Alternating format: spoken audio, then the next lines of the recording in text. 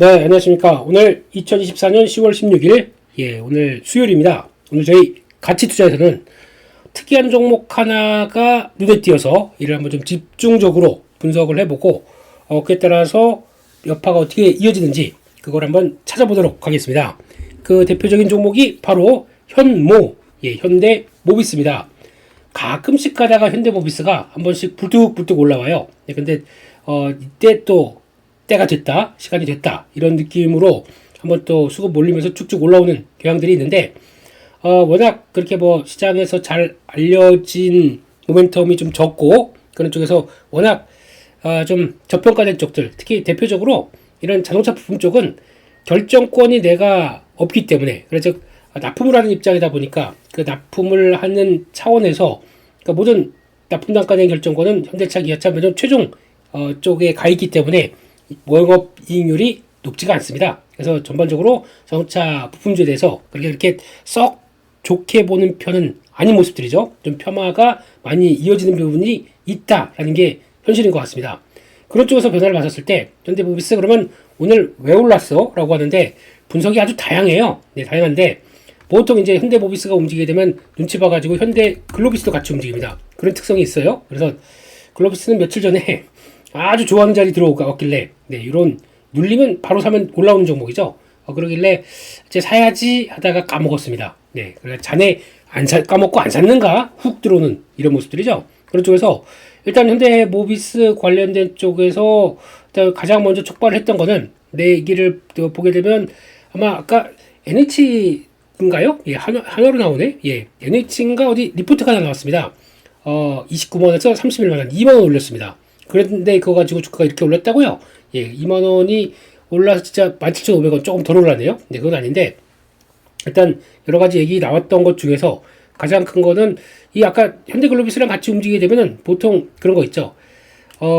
정몽구의 또 명예회장님 또 사망설 이거 나올 때마다 한 번씩 툭툭 움직입니다.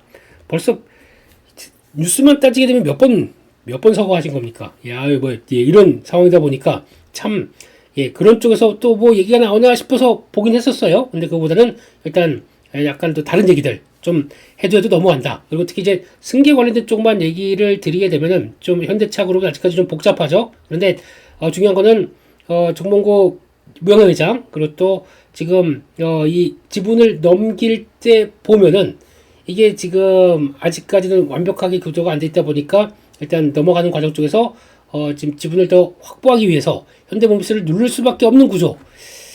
이런 민감한 얘기들은 일단 나중에 한번 또 시간 되면은 말씀을 드리도록 하겠습니다. 그렇게 돼야 되는 게 그런 구조에서 그러다 보니까 현대모비스를 일부러 많이 누른다 이런 모습들이 있었습니다. 근데 그거는 그냥 거기까지만 하고요. 근데 지금 시장 분위기는 그래도 또 이제 11월 19일인가요? 그때 이제 CEO 인베스터 데이 쪽에서 또 추가로 어떤 변화, 특히 내달입니다. 11월 19일로 알고 있습니다. 거기서 중장기 기업가치 재고 내올 텐데 거기서 또 하나의 현대모비스를 좀 기대하겠다 이런 쪽으로 좀 나오는 것 같고, 게다가 더 중요한 거는 이제 또 기업적인 측면으로 봤었을 때 앞으로 좀 회사가 바뀔 수 있는 여지들이 좀 있습니다. 그게 뭐냐면은 그거 같아요.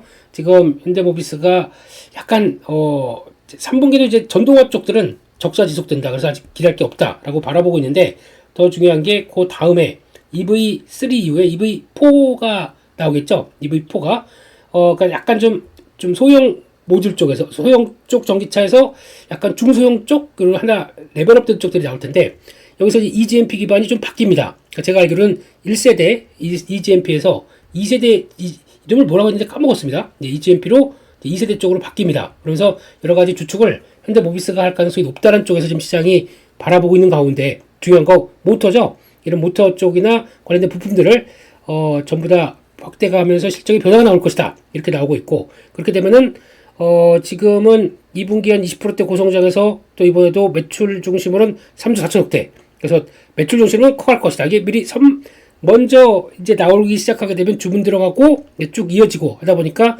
완성차 나오기 전에 미리 이제 실적이 반영되는 과정이라고 봐야 되겠죠. 그런 쪽에서 여러 가지 변화, 특히 주행 제어기라고 얘기를 하네요. 그래서 지금 ADAS 발음도 안 되네요.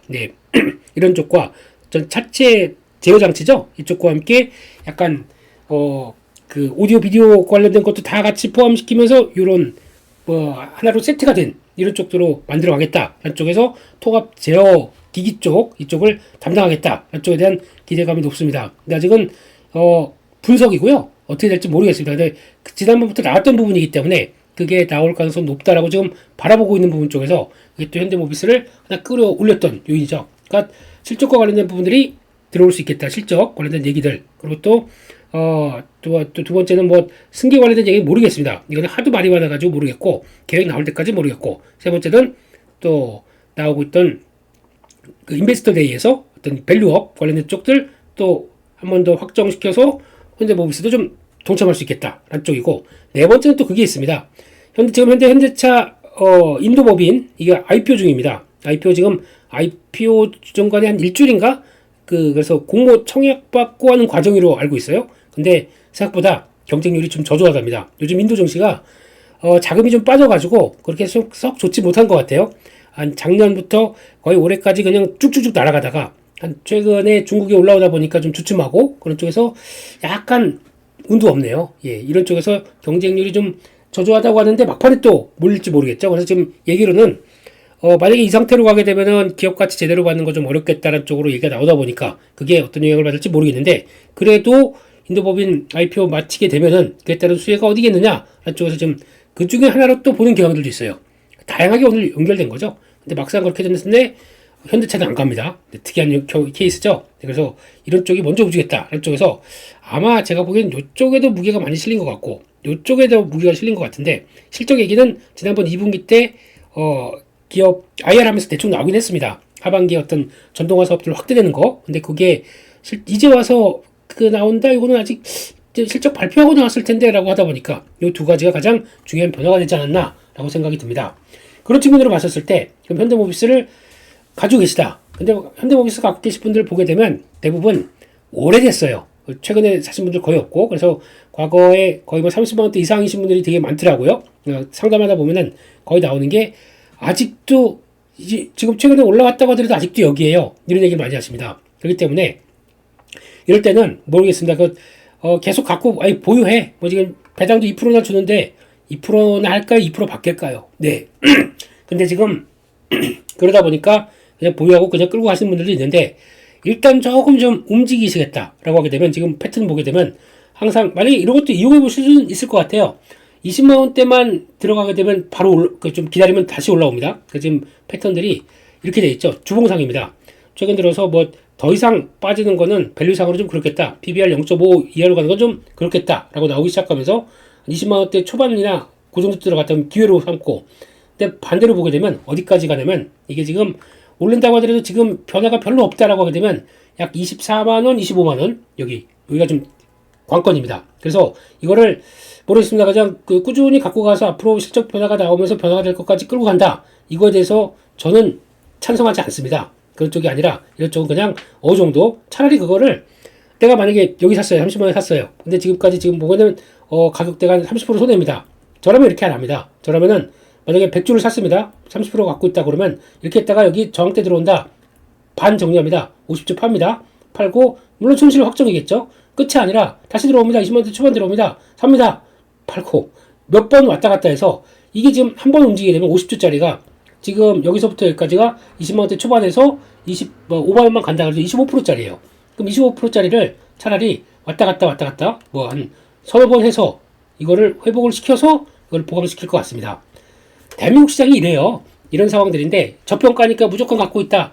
갔다가 한 개 보이고 갔다가 한 개 보이는데 이런 종목들을 갖고 어떻게 그냥 끌고 가서 나오게 하겠습니까? 그렇기 때문에 좀 움직이는 게 맞다라고 봐야 될 것 같고 게다가 잘못하게 되면 또 한번 한국시장 변동성 커지면서 우르르 이거 한번 나오게 되면 좀 수익 좀 나나 싶었더니만 제자리 나나 싶었더니 제자리 그럼 그러지 말고 이용을 하시면 될 거 아닙니까? 근데 그거를 그러니까 뭐 하기가 귀찮은 거고 혹시나 내가 팔았는데 올라가면 어떨까라는 막연한 두려움이 있는 거고 그런 쪽에서 이런 거 좀 제어를 하실 줄 알아야죠. 한국 시장의 특징을 보시면서 그걸 가지고 무조건 종목이니까 바이 앤 홀드 결과가 어떻게 됐습니까? 이런 데서도 좋은 종목이래요. 바이 앤 홀드 했는데 잠깐 갔다가 기분은 좋아요. 올라갔다가 다시 쭉 빠지게 되면 이거 가지고 한국 주식에 대해서 장기 투자가 된다고요? 말도 안 되는 소리 하지 마시고요. 이제 한국 시장은 일단 있을 때 챙기고 그 다음에 다시 저점에서 들어가고 하는 좀 운용력을 좀 보여주시는 게 가장 좋지 않나 생각됩니다. 네, 그렇기 때문에 지금은 일단은 아마 움직이게 되면 또 한 25만원대 지금 분위기는 직전 고점대와 함께 한 26만원대까지 열려있는 것 같아요. 그래서 일단은 저항 받겠죠. 지금 자리에서. 그래서 한번 일단 저항 받다가 다시 한번 슬쩍 눌린다라고 하게 되면 그때 한번 보셨다가 그때 다시 한번 탈 수 있는 기회가 나올 수도 있어요. 근데 하지만 24만원대 이상 25만원대 근접돼 있는데 이거를 쫓아가서 신규로 매수한다. 신규 매수는 아닌 것 같습니다. 신규 매수는 아니고 차라리 눌렸을 때 혹시나 본다라고 하는 게 제일 좋을 것 같고 지금은 가장 좋은 거는 20만원대 흐름 본다라고 하면서 박스권 흐름들 보시는 게 좋을 것 같은데 거의 비슷하게 현대글로비스도 마찬가지입니다. 현대글로비스도 이번에 지금 패턴을 보게 되면 약간 길게 보게 되면 그래도 우상향입니다. 가장 우상향에 가까운 종목이고 게다가 이 회사는 강점이 운임을 가지고 담당하는 서비스 회사, 서비스 쪽에 가깝지 않습니까? 그렇기 때문에 해운업 아니면 복합물류업에 가깝겠죠. 이런 쪽으로 봤었을 때는 여러 가지 변화가 들어온다고 하더라도 가장 중요한 거는 현대차를 운반하면서 나오는 변화 그리고 또 운반했었을 때 현대차만 가지고 움직이는 거 아닙니다. 지금 폭스바겐이나 테슬라 같은 경우도 좀 차종을 취급하다 보니까 특히 전기차 쪽에서 취급하는데 아주 잘하는 회사입니다. 중국 쪽에서 운임 싸서 맡겼더니 가다가 다 바닥 빠뜨리고 이제 별로 안 좋은 모습들이 나오다 보니까 그런 쪽에서 딱 어느 정도 홈페이지 가보시면 알아요. 딱 우리 전기차 어떻게 포장해 간다, 자동차 어떻게 마련해 간다 이런 것들 다 보여주다 보니까 강한 모습들 나오는 것 같고 마찬가지로 이것도 좀 플레이를 좀 해줘야 될 것 같습니다. 고점이라고 하더라도 근데 만약에 장기 투자를 한다, 그럼 저는 현대글로비스가 더 낫지 않을까 하는 생각을 하고 있어요. 물론 운임에 따라서 좀 움직임이 왔다 갔다 하지만 지금 패턴을 봤었을 때는 그나마 이상적으로 장기 박스권 돌파하고 레벨업, 예, 그리고 또 여기서 왔다 갔다 하다가 또 레벨업 이거 생각하게 되면 차라리 글로비스가 낫지 않을까라는 생각도 좀 하는데 오히려 그건 그리고 또 패턴 보게 되면 약간 우상향이에요. 저점이 높아갑니다. 이런 패턴들 좋아하죠. 여기 또 열어버린다 그러면 레벨업이 또 될 수가 있기 때문에 이런 쪽들은 좀 낫다고 볼 수 있겠습니다. 근데 지금 글로비스는 일단 또 저라면은 요때 만약에 제가 샀으면은 어떻게 샀을까? 그러면은 저라면 이제 직전 고점하고 저항 보여주는데 좀 비중 정리하겠죠? 정리하고 혹시나 여기까지 갔다. 그러면 한 13만원, 14만원대 근처일까요? 네, 가게 되면 저는 미련 없습니다. 네, 미련 없고 욕심을 이렇게 크게 안 내고 이 정도에서 이거 20만원까지 가는데 거기서 팔아버렸어? 어쩔 수 없었을까? 제가 본 거 정도인데 네, 그렇게 갔다가 혹시나 눌림목 들어오게 되면 모를까? 지금은 그 정도까지 해서 좀 타이밍 보고 대응하시는 게 가장 좋겠다라고 봐야 될 것 같고요. 거래 딱 늘면서 나오는 변화 보니까 일단 심상치 않은데 이게 추세적으로 계속 갈 수 있을지 한번 보셨으면 좋겠고요. 그 밖에 또 이렇게 되면 성장하는 종목이 하나 있습니다. 현대오토에버. 네. 오토에버도 몇 번 보긴 봤지만 일단 이런 자리 쪽에서 돌파를 못하고 또 꺾여버려요. 그러니까 지금 이렇게 봤었을 때 박스권의 흐름들이 갖춰지는데 박스권이 여기를 지지를 하면서 움직였으면 참 좋지 않을까 싶었는데 이번에 테슬라 관련돼서 테슬라가 훅 빠지다 보니까 테슬라 기대감 때문에 움직였나라고 하는 자율주행 관련된 모멘텀들이 있다 보니까 그렇게 움직였던 거고 아직까지는 지금 가장 그래도 현대차 그룹 쪽에서 비싼 회사죠. SI 하고 있고 거기다가 SDV라고 하는 또 자동차 소프트웨어 관련된 쪽에 강점이 있다 보니까 그렇게 나오는데 지금 측면으로 봤을 때는 조금만 더 내려왔었으면 사볼 뻔 했겠지만 지금은 일단 돌아가는데 초점을 맞춰야 되겠죠. 테슬라 올라오는지 보고 아마 여기가 저항대입니다. 15만 5천 원대 여기까지 들어와서 들어왔는데 거래 별로 없고 그냥 들어와서 또 멈춘다. 그러면 이제 저항을 충분히 받는다고 보여지고 있고 잘못하게 되면 또 내려오죠. 근데 여기 안착하는지가 가장 큰 관건인 것 같습니다. 거기에 따라서 주가 대응들 하는 게 맞지 않나 이런 쪽으로 바라보고 있습니다. 여기까지 해서 현대차를 제외한 현대기아차 그룹에서 중요한 회사 3개 모비스 그리고 또 글로비스 오토에버 관련된 종목들을 한번 살펴봤습니다. 매매하시는데 참고가 되셨으면 좋겠고요. 네, 그리고 그에 따라서 실적 변화들이 어떻게 이어지는지 보시면서 플레이도 좀 해볼 수 있지 않나 라는 쪽인데 괜히 무슨 사망설에 따라서 왔다 갔다 할 수 있는 정도의 종목의 플레이는 강점 안 하시는 게 좋을 것 같아요. 차라리 됐을 때 그러면 이제 어떻게 변화를 이끌어갈 것이냐는 어떤 가이드라인이 있어야 되는데 아직 현대차 쪽에서는 아무것도 나온 게 없습니다. 그래서 그 정도까지 보시고 일단 종목들 일단은 자동차 쪽에서는 자동차 그룹 현대차 관련돼서 저점에서 모아간다 나쁘진 않을 수 있는데 저라면 이제 플레이가 더 적당하겠다라는 쪽으로 말씀드렸던 부분들 참고해 주시고 저랑 스타일이 다르다 그러면 다른 쪽으로 보시면 돼요. 하지만 제가 매매 봤을 때는 이렇게 돈 벌었다. 이렇게 돈 벌고 있는데 뭐 예, 제가 잘하는 거 제가 하면 되는 거죠. 네, 그렇게 맞는 것 같다라고 말씀드리고 또 다음 영상에서 또 다음 주제를 가지고 말씀을 드리도록 하겠습니다. 여기까지 해서 말씀드리겠습니다. 감사합니다.